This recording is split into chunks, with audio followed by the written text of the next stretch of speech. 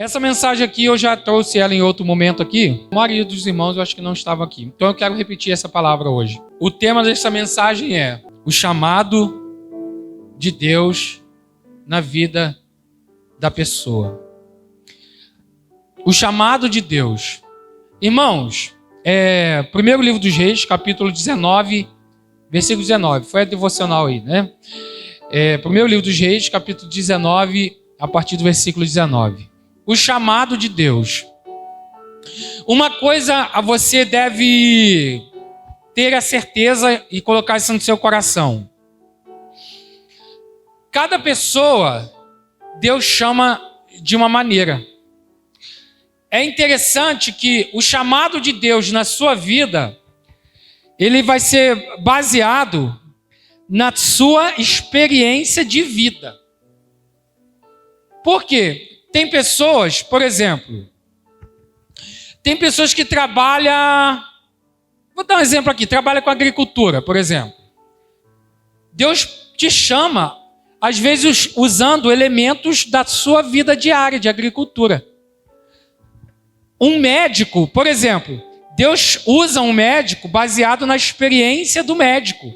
Às vezes o médico está ali operando alguém, ou alguém que chega lá e o médico diz para a família daquela pessoa: fulano não tem jeito. Eu já escutei vários testemunhos de pessoas dizendo: médico, o senhor está falando que não tem, mas eu tenho um Deus que para ele tem jeito. E Deus faz um rebuliço e o médico fica. Ou seja, Deus trabalhou ali baseado na experiência daquela pessoa. Deus usa as pessoas, Deus chama as pessoas baseado na vida daquela pessoa. Ou seja, o chamado de Deus não tem como a gente criar um método. Deus faz assim. Não, Deus faz da maneira que você tem a tua experiência e você vai entender o chamado de Deus. Nós estamos estudando aqui na parte da manhã, no domingo, nós estamos falando sobre a experiência de quem? De quem? Você não está na escola, está com medo? É ele mesmo, De quem? Nós estamos falando da vida de quem? De Paulo. Então, a história de Paulo, como foi a experiência de Paulo? Como eu disse aqui, não foi baseado na vida dele, de um estudioso, de um fariseu. Então, o chamado de Deus foi baseado na vida dele. É interessante que o chamado de Deus na vida de Eliseu, Deus chamou Eliseu para ser profeta. Olha como Deus faz. Eliseu, qual era a profissão de Eliseu, irmãos? Está aí no texto aí. Eu estou fazendo essa didática para os irmãos lerem aí na Bíblia, né? Qual era a profissão de Eliseu?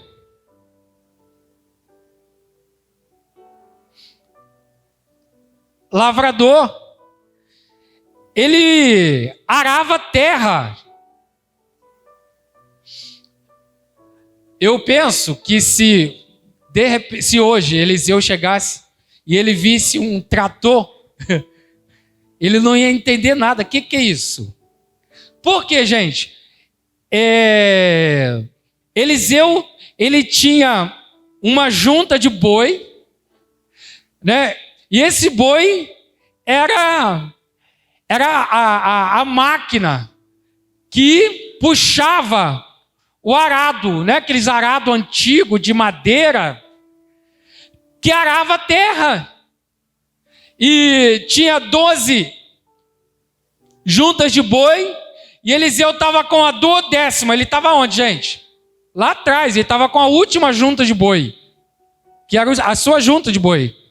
Então, eu imagino um monte de gente arando terra e Eliseu era a sua profissão, era a profissão de Eliseu. Ele arava terra, ele tinha sua junta de boi, ele tinha o seu arado, né, que era aquilo bem rudimentar, aquilo bem antigo, né, puxado a animal. Eliseu tinha sua atividade. Um dia, é como a atividade de qualquer trabalhador. Você acorda, toma o seu café e vai para o seu lugar de trabalho. Mesmo que seja no seu quintal ali, da sua terra, você vai para o seu setor de trabalho, vai cuidar da sua terra. E Eliseu, irmãos, ele acordou, né? Vamos dizer que Eliseu tomou café, ele preparou a sua junta de boi, preparou o seu arado, colocou o boi ali no arado e foi trabalhar. Na mente de Eliseu era o quê? Hoje é mais um dia de trabalho, um dia normal. Não tinha nada diferente. Eliseu não estava sentindo nada diferente. Não foi nada diferente. Ele estava num dia como outro qualquer. Ele estava lá arando terra. De repente, passa por ele um homem e joga uma capa nele. E diz: vem, Eliseu. Quem fez isso? Elias, o profeta, o homem de Deus. Passou por Eliseu, Eliseu arando terra. Elias vai lá e joga sua capa em Eliseu e chama Eliseu. Eliseu, vem, me segue. Aí sabe o que Eliseu falou? Ô Elias, espera aí, espera um pouquinho. Deixa eu despedir da minha família, deixa eu despedir do meu povo, pelo menos, né? Que eu tô aqui. Espera aí, eu nunca tinha pensado em nada disso. Você passa aqui e manda eu te seguir. Eu tenho um boi para dar conta, eu tenho 2 bois, eu tenho um arado, eu tenho uma terra para arar, eu estou cuidando de uma terra. Aí Elias disse para ele: vai lá, despede do seu povo e vem. Meu irmão, olha só, o versículo 20 diz assim, ó: então deixou ele os bois, né, que eram os 2 bois, e correu após Elias e disse: deixa-me beijar meu pai, minha mãe, e então te seguirei. E Elias disse: vai e volta, vai e volta. Eliseu largou lá a junta de boi. Eu imagino Eliseu chegando em casa, falando para os seus pais: ó, eu vou embora, eu vou seguir um profeta. Eu fico imaginando, irmãos, que essa história é parecida com uma pessoa que chega, que vem na igreja e aceita Jesus e não falou nada para ninguém. Aí chega em casa, diz assim para a mulher: mulher, eu fui na igreja, eu aceitei Jesus, hein? Agora eu sou crente.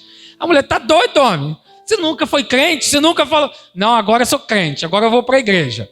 Então, e aquilo ali dá um choque. Você nunca tinha ido na igreja? Agora eu sou crente, agora eu sou da igreja. E aquilo ali aconteceu com com Eliseu, porque Elias chegou lá e jogou a capa nele e disse: Eliseu, vem agora, você vai me seguir. Aí Eliseu falou: poxa, vou lá falar com meu pai, com a minha mãe, com a minha família. Aí Elias diz: vai lá, despede deles. Mas tem algo interessante aqui, ó.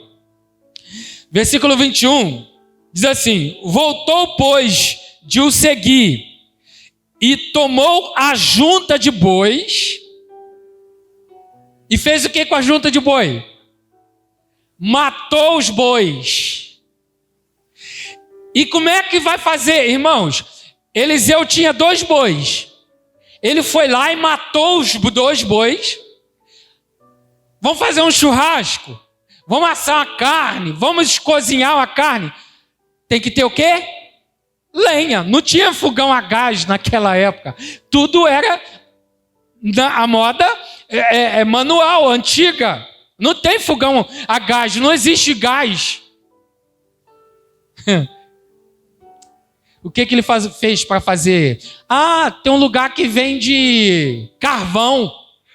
Não tem, não, é. O que faz então, irmãos? O que ele fez? Matou os 2 bois. O trator dele era de quê? De madeira. O arado dele era de madeira. O que ele fez? Pegou aquele arado, que era o seu trator, que era puxado a boi, quebrou aquilo tudo, despedaçou o trator, o arado, tacou fogo e cozinhou o boi. e fez uma carne, fez um churrasco. 2 bois, irmãos. É carne bastante, né? E comeram, e festejou, e foi embora Eliseu. Preste atenção aqui nessa história. Como que foi o chamado de Deus na vida de Eliseu? Voltando a recapitular aqui, Eliseu tinha o seu trabalho, ele tinha a sua ferramenta de trabalho, que eram os seus bois, ele tinha o arado de madeira, que era a ferramenta do seu trabalho.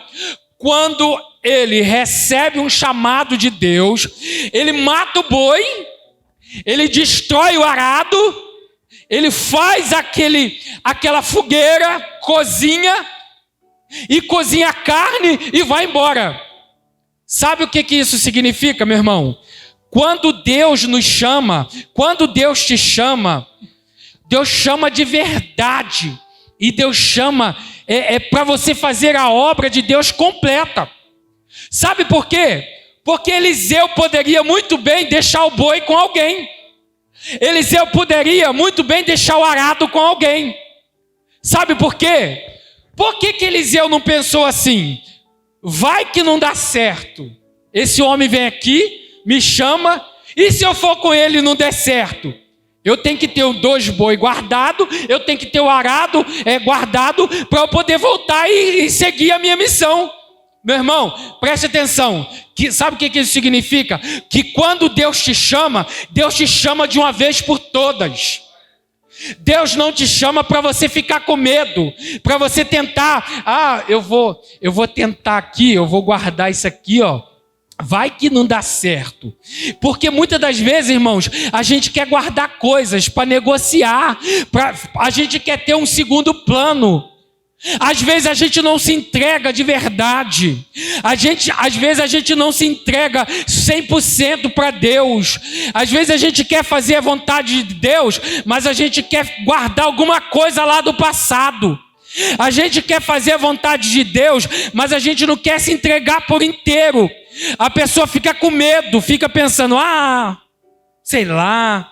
Aí fala assim, irmão, o tempo que você está na igreja, já está na hora de batizar, hein? Tinha um amigo lá no Rio, ele ficava na igreja, toda vez tinha batismo, eu ia fulano, vai batizar? Não estou preparado não. Aí chegava outro batismo, vai batizar? Não estou preparado. Eu falei, irmão, o que está acontecendo? Ou seja, a pessoa não se entrega de verdade, a pessoa não se entrega completamente. Olha como Deus chama. Quando Deus chama, o que você aprende com o chamado de Eliseu? O que você aprende no chamado de Eliseu? Que quando Deus te chama, você tem que deixar tudo para trás, irmãos. Tudo para trás? Como assim, Jário?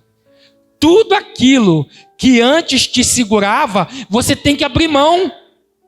Tem pessoas que querem servir a Deus, mas ele não quer abrir mão de coisas no passado que vai prender a pessoa. Eliseu é como se fosse assim, é como se Eliseu dissesse assim, eu não vou me dar uma oportunidade de voltar. Eliseu vai, e lá no meio do caminho, quem sabe alguém pensa assim, poxa vida, rapaz, se eu pudesse voltar atrás, se eu pudesse me arrepender. Tem uma frase que é muito usada, as pessoas dizem assim, se arrependimento matasse, eu já estaria morto, enterrado, sepultado, com 7 palmos abaixo. Sabe o que é isso, irmãos? Pessoas que não têm convicção. Preste atenção, no meio do teu chamado, pode vir alguma dificuldade, pode vir problema. Aí você pensa assim, o arado está lá na casa do vizinho, eu deixei guardado lá. Eu peguei o arado e deixei emprestado com alguém. Se não der certo, eu volto lá no vizinho e digo para ele assim, rapaz, aquele dia eu falei que ia fazer, mas eu quero te falar uma coisa, poxa, não deu certo, cara. Tem como você me devolver o meu carro? Tem como você me devolver a minha ferramenta de trabalho? Eu vou mudar, eu mudei de atitude, mudei de profissão. É igual a pessoa que muda de profissão e diz assim, agora essas ferramentas aqui, eu não quero mais isso aqui. Eu não quero mais isso aqui. Alguém uma vez falou para mim, Jairo, eu não quero mais isso aqui não quero trabalhar mais com isso. Pegou aquelas ferramentas, desfez tudo. Aí depois ele voltou de porta em porta. Poxa, tem como tu me devolver aquela ferramenta? É porque, não, eu vou voltar a fazer aquilo tudo de novo. Meu irmão, Eliseu, quando ele recebeu o chamado de Deus, o que ele fez com o arado? Tacou fogo. O que ele fez com o boi? Fez churrasco. Ele matou o boi. Tem pessoas que precisam matar o boi. Tem gente que precisa queimar o arado.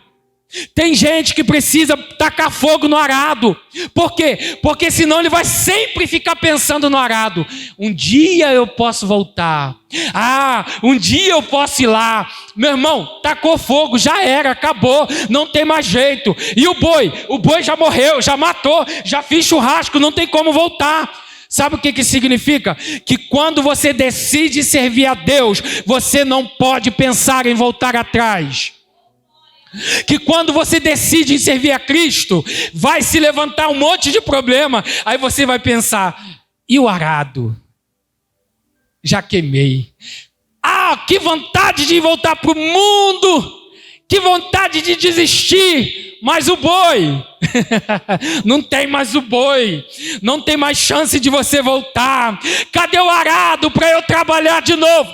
Acabou, o arado já foi queimado, já tem a cinza, não tem mais jeito.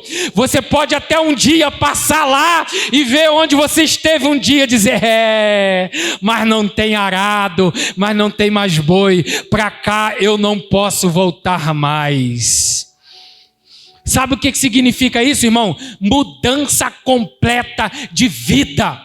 A vida de Eliseu, a partir do momento que ele queimou arado, a partir do momento que ele matou boi, a vida dele passaria a ser outra vida. Uma vida completamente diferente. Aí alguém disse assim, poxa, será que vale a pena eu abrir mão de coisas para servir a Cristo? Porque, irmãos, vamos lá. Para você servir a Deus, você tem que abrir mão de coisas. Verdade ou não? Tem que abrir mão. Irmãos, escuta aqui que eu vou te falar aqui. Não existe evangelho sem renúncia. Vou repetir. Não existe evangelho sem renúncia. Não existe, não adianta. Porque não existe evangelho sem renúncia. Jesus ensinou. Quem quer vir após mim, negue-se. Como é que é? Todo mundo sabe disso. Jesus falou, quem quer vir após mim, negue-se a si mesmo. Dentro do contexto que eu estou falando aqui, quer seguir o profeta? Tem que matar o boi. Quer seguir o profeta? Tem que queimar o arado. Para seguir a Cristo, tem que abrir mão. Mas, irmão, preste atenção. Ninguém segue a Cristo para ficar no prejuízo. Pode ter certeza, ninguém segue a Cristo para ficar no prejuízo. Sabe por quê? Porque os discípulos, uma vez eles perguntaram a Jesus, disseram assim, Senhor, nós deixamos tudo para te seguir. O que é que nós vamos receber? Jesus disse aqui, olha o que Jesus disse para eles. Aqui nessa terra, com perseguição, vocês vão ter 100% e mais a vida eterna. Aqui nessa vida, vocês vão ter 100%. Mas de quê, meu irmão? Você vai ter 100% de paz, você vai ter 100% de alegria, você vai ter 100% graça, vigor, força espiritual para seguir a Cristo e ainda você vai ter a vida eterna. Meu irmão, ninguém perde nada em seguir a Cristo. Você pode abrir mão de coisas aqui que hoje para você é muito importante, mas você pode ter certeza que você vai ter uma recompensa espiritual. Aliás, meu irmão, o maior engano ou a maior ilusão é alguém querer pregar o evangelho que não pede renúncia. Sabe por quê? Onde não tem renúncia, não tem recompensa. Vou repetir. Onde não tem renúncia, não tem recompensa. Espera aí, porque se você está fazendo uma coisa que você não precisa abrir mão de nada, você está esperando o quê? Não, você não precisou abrir mão de nada. Não, meu irmão, aí é um favor que você está fazendo Preste atenção, quando você segue a Cristo, que você renuncia ao pecado, que você renuncia ao mundo, que você renuncia às suas vontades, você pode ter certeza que tem um galardão, que tem uma recompensa de Deus para a sua vida. Mas eu vou falar para os irmãos, não adianta se iludir com a mensagem que te pregam, que te ensinam, que diz para você que não precisa renunciar. Também não precisa esperar recompensa. Sabe por quê? Porque não pediu renúncia. Mas quando você renuncia, você vai viver. A Bíblia diz que Eliseu, ele ouviu a voz de Deus no chamado do profeta Elias. Elias foi lá, jogou a capa em cima dele e ele ouviu a voz de Deus. Vou abrir mais um parêntese aqui. Meu irmão, preste atenção. Você faz as suas coisas, você está lá na sua casa, você está no seu trabalho, você tem uma vida com Deus. Preste atenção. Deus vê você onde você está. Você está lá na sua casa, às vezes você está lá atribulado, você está no seu trabalho, às vezes angustiado, você está triste. Deus está te vendo, meu irmão. Deus te conhece. Deus fala com você lá onde você está. Deus sabe onde você está, Deus conhece a tua situação. Onde Deus foi falar com Eliseu? Onde Eliseu estava, meu irmão? Eliseu estava na cidade? Eliseu estava no palácio? Não, Eliseu estava lá com os seus bois arando terra. Sabe o que isso significa? Sabe o que isso significa? Que Deus sabe onde você está. Que você não precisa se preocupar. Não sei o que. Deus te conhece, Ele sabe onde você está. E se Deus quer falar contigo, Deus vai onde você estiver. Não precisa se ficar preocupado assim, eu vou lá no Adailto para ver se Deus quer falar comigo. Meu irmão, se Deus quer falar comigo, vem cá, foi Eliseu que foi atrás do profeta ou foi o profeta que foi até Eliseu? Diga para mim. Eliseu foi até o profeta ou o profeta foi até Eliseu? O profeta foi até Eliseu. Eliseu estava na cidade ou Eliseu estava na roça? Estava no campo. Eliseu estava no lugar de conhecimento ou no lugar de isolar, de ficar isolado das pessoas? Ele estava no lugar onde ele era visto pelas pessoas ou estava no lugar onde era escondido? Ele estava no lugar onde ficava escondido. Eliseu não estava no palácio, ele não estava no meio dos grandões, ele estava lá na roça. Mas se Deus tem uma obra com você, Ele vai te buscar lá na roça. Se Deus tem algo com você, não interessa onde você estiver, Deus vai lá e vai falar com você. Então não se preocupa, meu irmão. Você está lá nos seus afazeres. Você está lá na sua atividade. Irmãos, tem pessoas que se iludem. Ele acha que para Deus falar com ele, ele acha, eu acho que eu tenho que me transformar. Eu tenho que ser um super-homem, né? Uma Mulher Maravilha. Não sei o quê. Não, irmãos. Deus te conhece. Deus fala com você lá onde você está.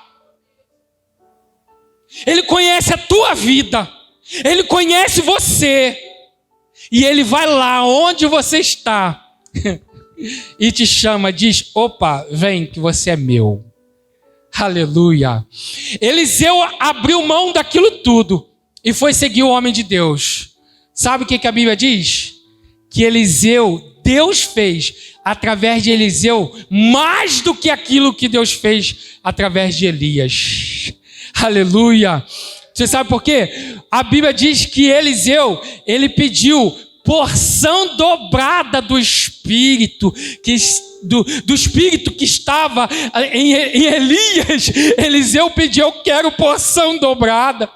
Meu irmão, Deus fez na vida de Eliseu o dobro daquilo que Deus fez com Elias. Sabe por quê? Porque ele atendeu a voz de Deus. Aleluia. A gente vê muito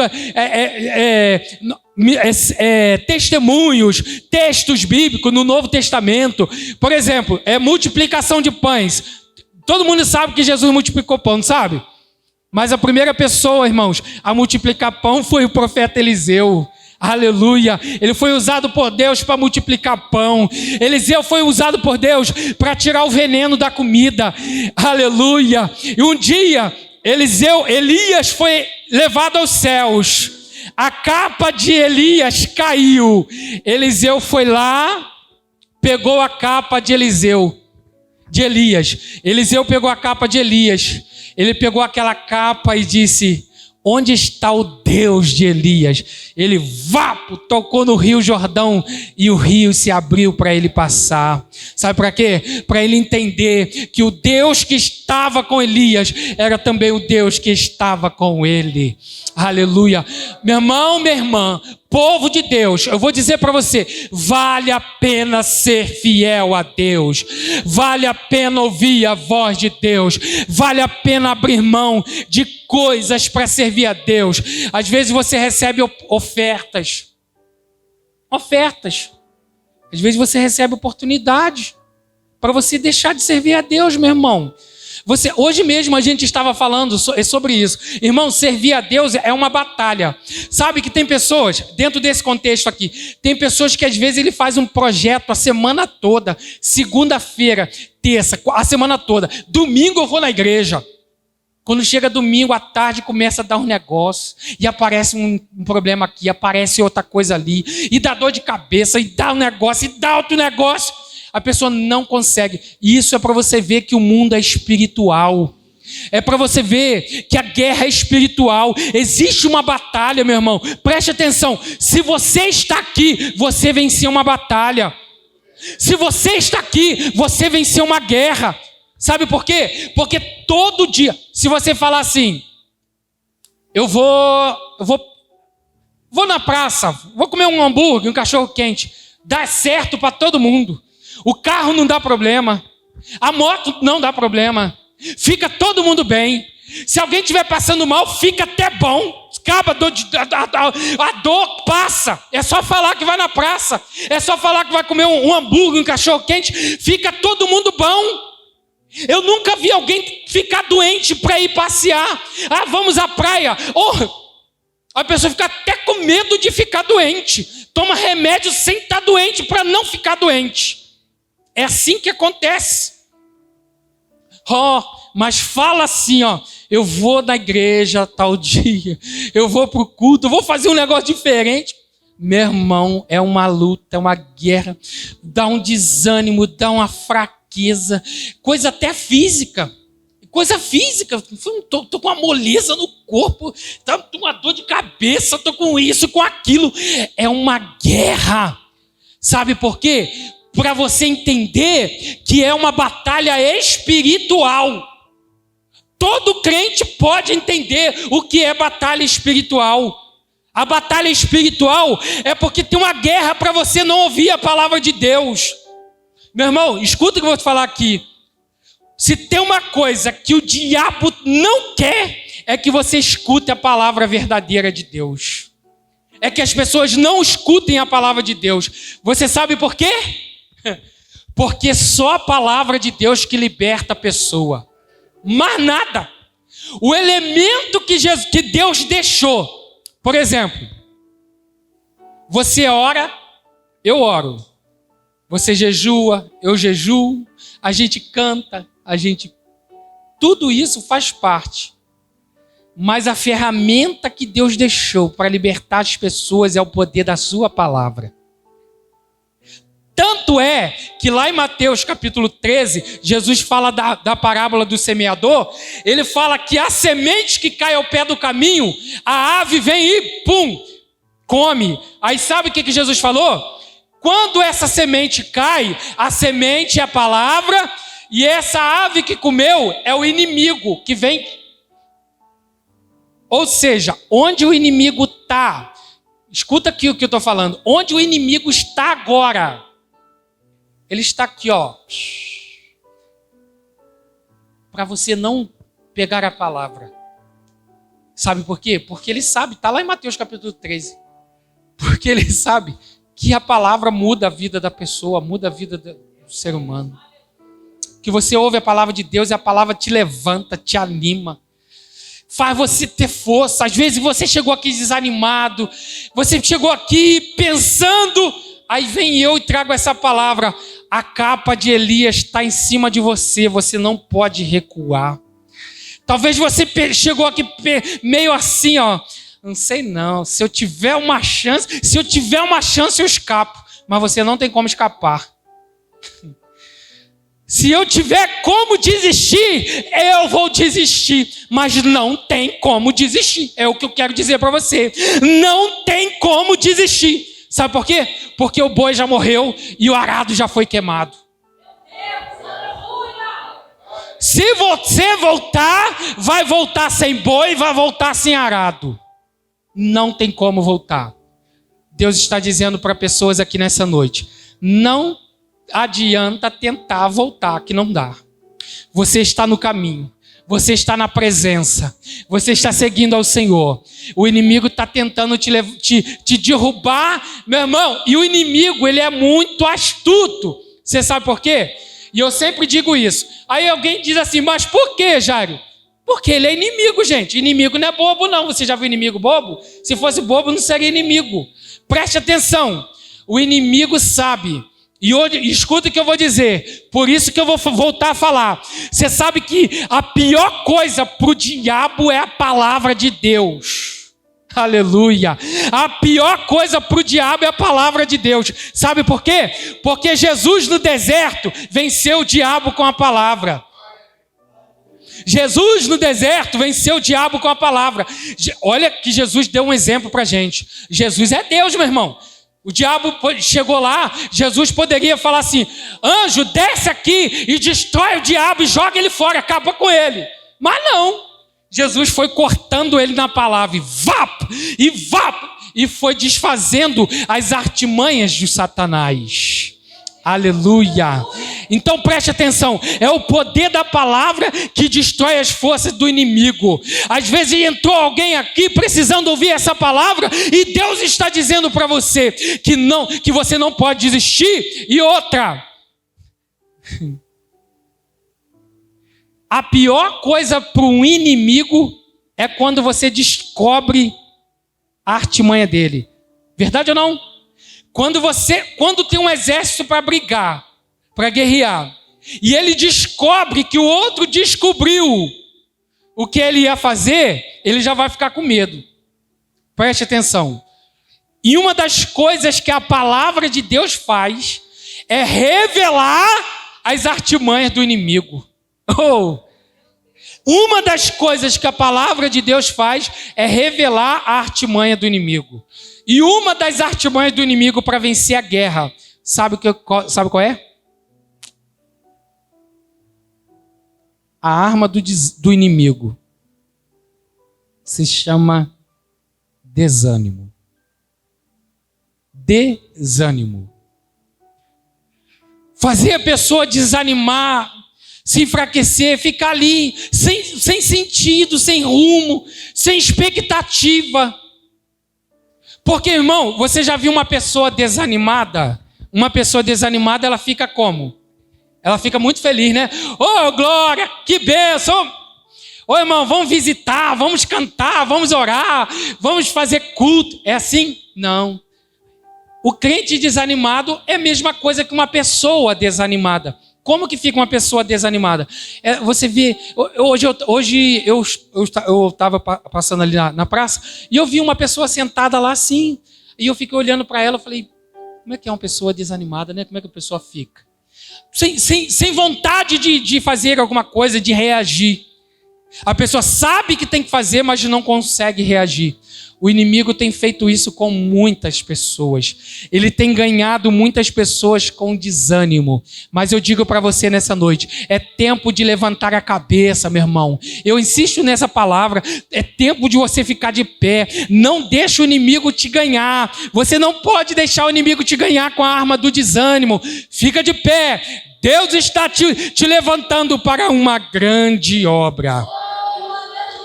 Deus está te levantando para uma grande obra. Você está lá na sua casa, você está lá no seu trabalho, você está fazendo as suas coisas normais. Eu sempre digo, irmãos, para Deus te usar, para Deus te chamar, você não precisa deixar de fazer o que você faz, não. Vou abandonar tudo. Não, irmão. Deus chamou Eliseu como? Mandou o profeta lá, Eliseu estava arando terra, e Deus foi lá e chamou o profeta. É tempo de nós nos levantarmos para fazermos a obra do Senhor. Convido os irmãos para se colocar de pés. Vamos estar orando ao Senhor nesta hora. Aleluia. Eu tenho, meu irmão, esta palavra no meu coração para você nessa noite. É tempo de levantar e de ficar de pé para fazer a obra do Senhor. Não deixa o inimigo te enganar, não deixa o desânimo te tomar, mas você permanece de pé na presença do Senhor. Aleluia. Deus abençoe a igreja, Deus abençoe os irmãos, que você tenha uma semana de bênção, que você tenha uma semana abençoada, que Deus abençoe sua vida, o seu trabalho, a sua atividade, tudo aquilo que você faz, que a bênção de Deus esteja sobre você e que você permaneça firme na presença do Senhor, que Deus tem algo grande e maravilhoso para fazer na sua vida. Amém? Vamos estar agradecendo ao Senhor nesta hora. Deus, no nome de Jesus, eu quero, Pai, nesta hora, estar agradecendo a Ti por essa oportunidade que o Senhor tem nos dado nesta noite, de estarmos neste lugar, nesta casa, para juntos adorarmos, exaltarmos, engrandecer e bendizer ao Teu nome. Ó Deus, leva-nos em paz, dê uma noite abençoada para cada um dos Seus filhos. Ó Deus, se o Senhor permitir, na próxima quarta-feira, nós estaremos aqui novamente reunidos para cultuar ao Senhor. Ó Deus, continue abençoando o Teu povo, a Tua igreja. É o que eu oro, o que eu peço, agradecendo no nome de Jesus. Amém e amém. Que a graça e a paz do nosso Senhor Jesus Cristo, o amor de Deus e as doces consolações do Espírito Santo seja com todos que aguardam a vinda do nosso Senhor Jesus. Você pode dizer amém? A vitória é nossa. Amém. Irmãos, se preparem para viver uma grande colheita que Deus vai derramar sobre nós.